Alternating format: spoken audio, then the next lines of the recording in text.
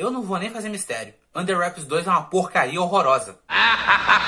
Under Wraps 2 é a sequência do remake do filme de 1997, que é o primeiro filme da história do Disney Channel. E se você viu meu vídeo sobre o primeiro filme, deve ter percebido que eu amei, não é? Só que não. Então já que meu sofrimento é o seu divertimento, vamos assistir Under Wraps 2.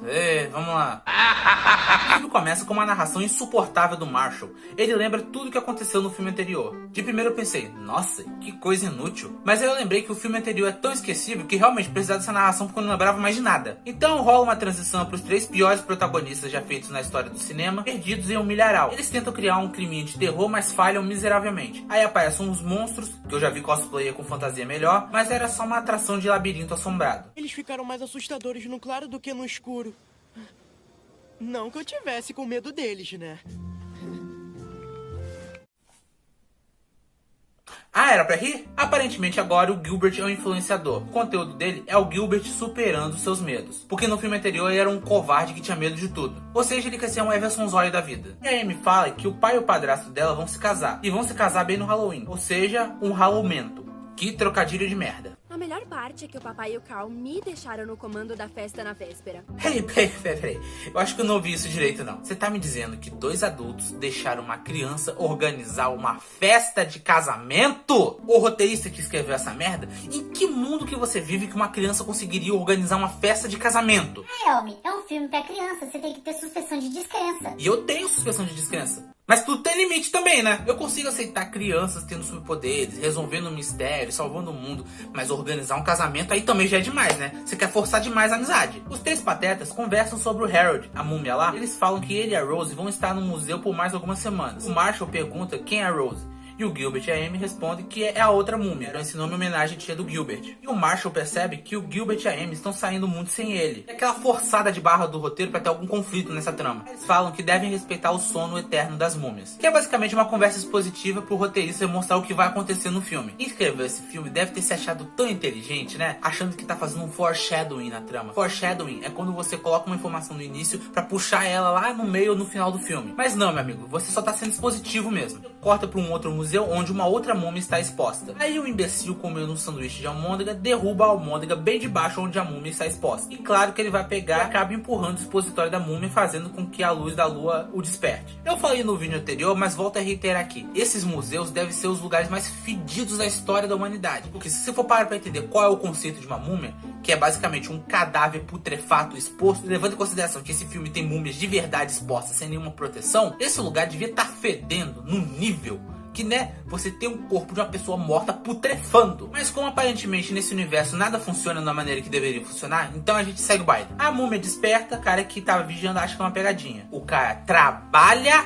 no museu, viu essa estátua várias vezes e acha que é uma pegadinha? Quem seria o maluco de se empenhar tanto pra fazer uma pegadinha? A múmia ataca o cara, põe um bracelete nele e faz ele de servo. E também pra falar as coisas por ele. Sério, ele literalmente fala o que a múmia quer. Quer se vingar do Harold e viver ao lado do amor da sua vida, que é a Rose. Sério, eles falam isso no início do filme. Ou seja, a gente já sabe o filme inteiro. O roteirista, de novo, deve ter se achado tão inteligente que falando, não vou botar o vilão pra falar diretamente. Eu vou colocar uma pessoa pra falar o que o vilão pensa. Não, meu amigo, você só fez uma coisa muito idiota. Corta pro outro dia no jornal da escola e eles veem uma notícia no jornal que uma múmia sumiu em um museu que fica a milhões de quilômetros do museu onde o Harry e a Rose estão. Eles pensam que alguém possa ter roubado a múmia, mas o Marshall diz que é impossível porque os vilões do primeiro filme estão presos ainda. Mas o problema é que não tinha nenhum sinal externo de invasão. É lógico que não tem. O museu não tem proteção alguma, a múmia fica exposta sem proteção nenhuma. Se alguém quisesse roubar aquela múmia, era só entrar e pegar e vazar. Aí a múmia e o servo dele vão atrás do bastão da múmia. Os 3 patetas estão viajando com a Bud e a doutora roteiro do primeiro filme. Com certeza, adultos irresponsáveis iam deixar seus filhos irem pra uma viagem de carro com uma estranha que trabalha numa loja de fantasias, né?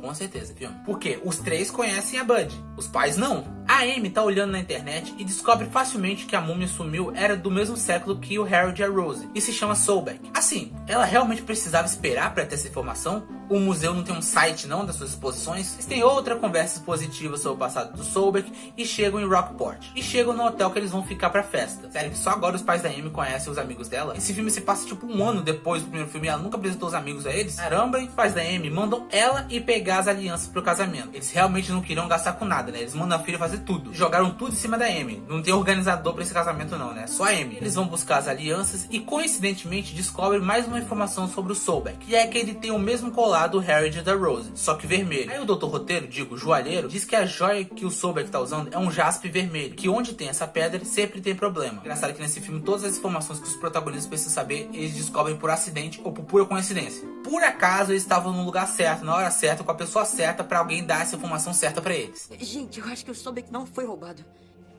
Acho que ele foi revivido. Ora, mas temos um Sherlock Holmes aqui. Eles vão pro museu de Rockport nesse super disfarce, nada suspeito, e por incrível que pareça, conseguem entrar. Eles entram na parte do Harry e da Rose, e o Marshall pergunta como vão acordar os defuntos se a lua não tá na posição certa. Mas é claro que, convenientemente, a Amy trouxe espelhos. Conveniente? Imagina! Eles despertam os defuntos nessa cena super verídica e pra disfarçar o sumiço das múmias, eles põem bonecos super bem feitos no lugar. Porque com certeza ninguém ia perceber que trocaram as múmias por bonecos, né? Realmente, ninguém ia perceber. E o segurança desse museu, além de burro, é surdo e não ouve um carrinho andando. Eles tentam fazer humor, mas como sempre não tem graça alguma, eles saem do museu. E o Sobek pega o bastão dele.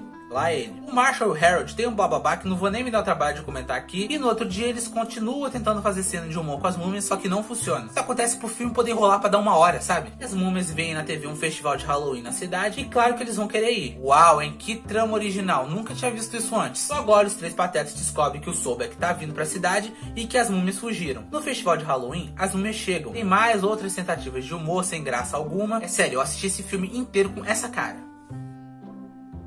E de novo, assim como no primeiro filme, fizeram outra cena das múmias dançando. Sério, que eles realmente acham isso legal? Eles acharam realmente que isso ia funcionar? Se não funcionou no primeiro filme, ia funcionar no segundo? Sério? Mas é aquilo, eles fazem isso porque se o filme fosse direto ao ponto, o filme deixaria de ser um longa-metragem e viraria um curta. Pior que a cena é até bem editadinha, a música é boa, a coreografia é interessante, mas essa cena não cabe no filme. Tira essa bosta. Eu tenho certeza que quem dirigiu os dois filmes do Under Wraps queria, na verdade, dirigir um musical pro Disney Channel. Só que como ele não conseguiu fazer isso, ele falou, vou enfiar uma cena de dança aleatória no meio do filme de qualquer jeito.